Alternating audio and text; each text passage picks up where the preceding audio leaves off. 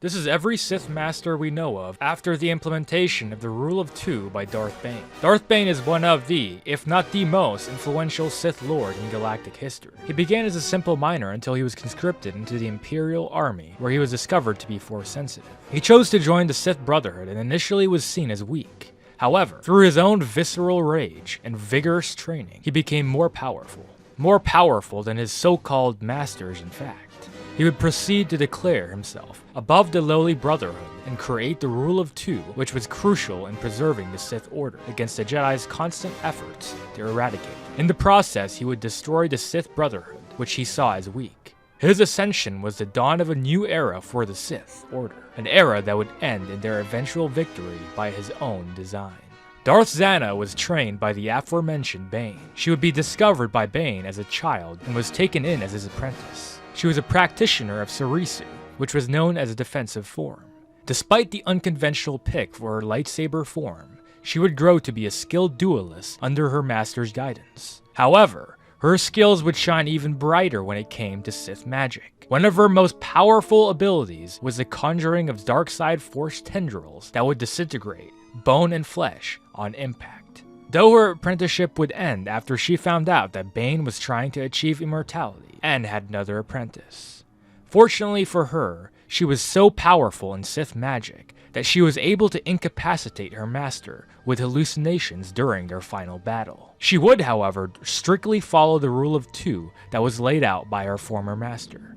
Darth Cognus, or the Huntress, was an Iktochi unlike the previous two Sith. Before she was a Sith, she worked as an assassin, often targeting Jedi. She would be hired to capture Darth Bane, but she would begin to see visions of him in her mind. Using these visions, she tracked him down and captured him with the help of a mercenary squad. He would escape, however, and encounter her on his ship. It was there that instead of attempting to fight him, she would pledge herself to him and the Sith Order. During the fight between Zana and Bane, she would remain neutral, promising to pledge herself to whoever the victor was, which ended up being Darth Zana. She was particularly naturally attuned through her visions, being able to see various outcomes and reading the future to some extent. She would also have the ability to dampen others' force powers, weakening them significantly. Unlike the previous Sith I've mentioned, Darth Vectivus lived a relatively normal life as a mining administrator. He would have a host of family and friends who he cared for. However, the mine he was working in happened to host a great deal of dark side energy, which slowly creeped into his psyche. He would shut down the mine when it became unprofitable and would pursue the Sith. He would eventually reach an unknown Sith master and become their apprentice.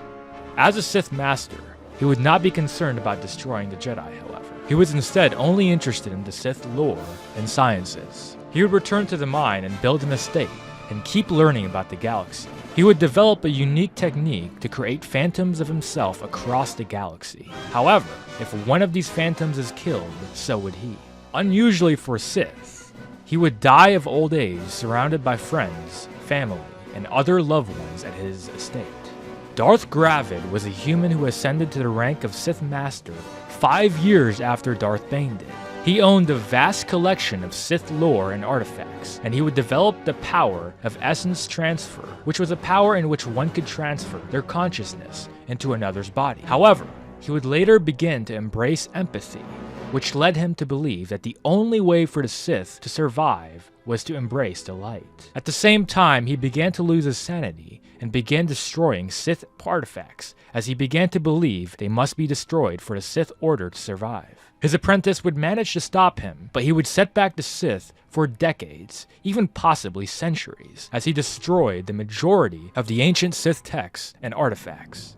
Darth Tenebrous was a Bith male and would be taken in as an apprentice by an unknown Twi'lek Sith Lord. Tenebrous did not see the Force as a mystical energy, but as rather another power source. This was also how he saw his master, and upon seeing that his master had nothing else to teach him, he killed his master. He wanted an apprentice powerful in the Force, and so he would arrange a meeting between a middle-ranking bank manager and his future wife, knowing their offspring would be powerful in the Force. The result of this union would be his future apprentice, Darth Plagueis. Tenebrous believed that the Jedi would eventually fall, but the Sith could not do anything to hasten the process or move it forward.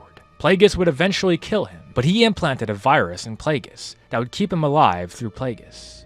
However, this backfired as the virus didn't work out as planned, and he was forced to feel his death for an eternity, achieving immortality, but at a great cost.